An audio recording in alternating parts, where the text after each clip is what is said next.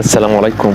في الفيديو ده هنتابع خطوة بخطوة تحويل مكان ريفي متروك من 15 سنة لاستراحة ريفية أشبه ما تكون لبازار ريفي سياحي. هتكون مريحة نفسيا للعين والقلب، وكمان هتكون منظر طبيعي وسط الأشجار والطبيعة الخلابة. وهنتابع تفاصيل رحلة تعب 10 أشخاص لمدة 10 أيام كاملة علشان نقدر نحول المكان من كده لكده. هنبدأ بسم الله، لكن ما تنساش ان خير الكلام صلي على خير الانام. ده كده كان شكل المكان قبل ما نبدأ. حبيت اخد لكم كذا لقطة للمكان علشان تشوفوا الفرق والتغيير اللي حصل. المكان كان عبارة عن سقف واقع ومريح وكمية كبيرة من تبن الغلة متراكمة بقالها 15 سنة، تحته اجحار تعالب وافاعي. بدأنا نشيل التبن ونعبيه في شكاير لحد ما خلصناه. بدأنا ننظف بواقي التبن والزبالة اللي حوالين الشجر. بعد كده بدأنا ننزل السقف المتهالك، ولكن كان صعب جدا لأن الخشب كان مربوط بوايرات من الحديد.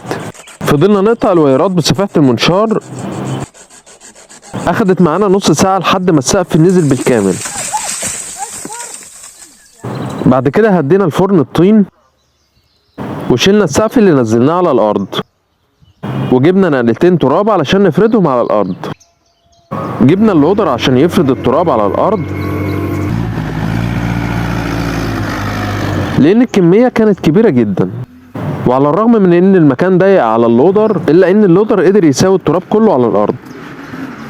بعد كده بدأت أرش الأرضية مية علشان تثبت، وكمان أغسل الشجر اللي بقاله فترة كبيرة ما اتغسلش. بعد كده غرقنا كمية من التراب الناعم بالمية، وحطينا عليها كمية من التبن الغلة علشان خاطر نبني بيها الفرن الطين. وجبنا عرصة مستعملة محملة وخلصنا بناية الفرن الطين. بدأنا بعد كده نفحر القوايم بتاعة السقف، ولكن الموضوع كان صعب جدا فاستخدمنا كوريك الحفر، وبدأنا نوقف القوايم للسقف. وكنا بنثبت حواليها طوب علشان ما تتحركش.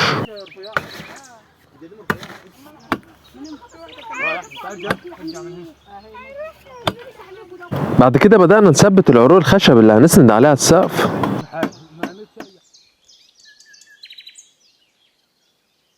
بعدين رحنا نقطع بوص علشان هنستخدمه في جوانب المكان. نضفنا البوص وجمعناه كويس، عملنا منه وقفات زي ما انتم شايفين كده. كمان سويناه من الاطراف علشان يكون شكله كويس. وده كده كان الشكل بعد ما خلص. بعدين جبنا طوب علشان نحاوط بيه الاشجار، ورفعنا السقف بحصر من البوص الجديد. بعدين فحرنا في الارضيه في الجوانب علشان نثبت البوص بتاع الجوانب. كمان بدأنا نرص الطوب ونعمل بيه شكل جمالي، وزودنا زراعة للأشجار والورد بحيث يكون الشكل أجمل بكتير. كمان زرعنا نعناع وريحان وفجل وجرجير وبقدونس. كمان عملنا وقفات علشان نعلق عليها الانتيكات. وبنينا الكانون، ولكن كان بالليل والفيديو ما كانش أفضل حاجة. وده كان فطار كده في يوم واحنا شغالين، بجد كان في قمة الجمال. والجماعة افتتحوا الفرن الطين بأنواع كتير من القرص الفلاحي والعيش الفلاحي والرز المعمر.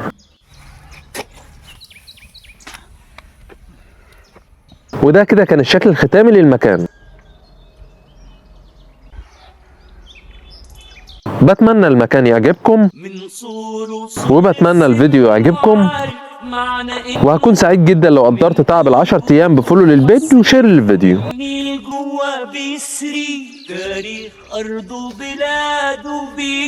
وفي الختام صلى على خير الانام. سلام.